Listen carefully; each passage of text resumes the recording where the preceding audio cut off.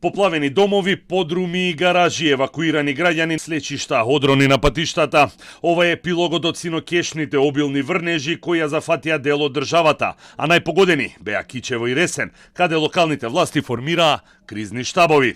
Стотина жители кои вчера беа евакуирани од своите домови во Кичево се сместени во салата Христо Узунов. Обезбедени им се кревети и топли оброци, а присутни се и лекарски тимови.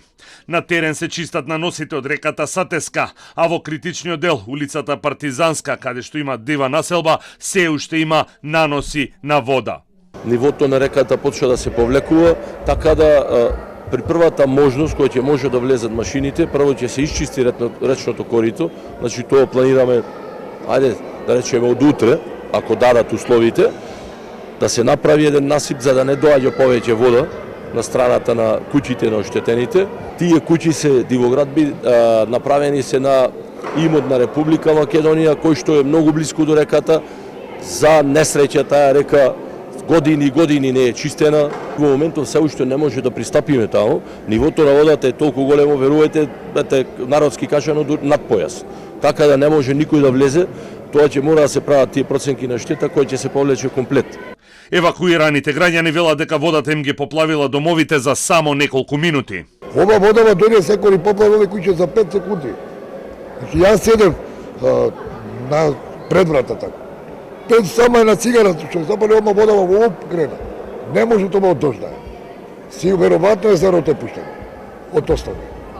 Во Ресен се испумпува водата од поплавените имоти, се чистат каналите, а во моментов е издадена и препорака да не се користи водата од градскиот водовод. Штета има во градот и речиси сите села во регионот. Се уште имаме критични места каде што екипите се на терен. Се испумпуваат се уште домови, се отвораат, да речам, нови канали за слободен проток на водата, која комисија на vanredната седмица, и чим се стабилизира состојбата, која ќе излезат на терен за да ја проценат штетата, а да видиме понатака да се обратиме и до влада. Пред последните информации, во последните 4 дена, заврна е 167 метри кубни литри на метар кубен. Наредните 36 часа ќе бидат суви и стабилни, велат од УХМР. Ноќта меѓу петок и сабота ќе почне на облачување, а во сабота повторно ќе има обилни врнежи на дожд на пониските места и снег во планините, како и пад на температурите.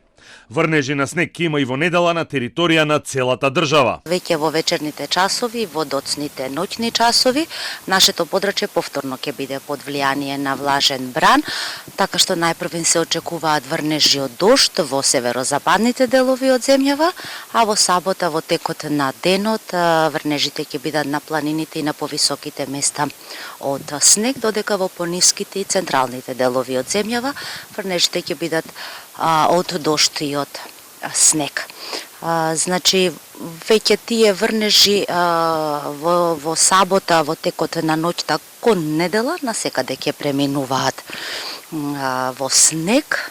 Од Македонија пат информираат дека сообраќајот се одвива во зимски услови по влажни коловози, а превоите стража и пресека се проодни. Предупредуваат на можност од поситни одрони и апелираат граѓаните внимателно да управуваат со возилата.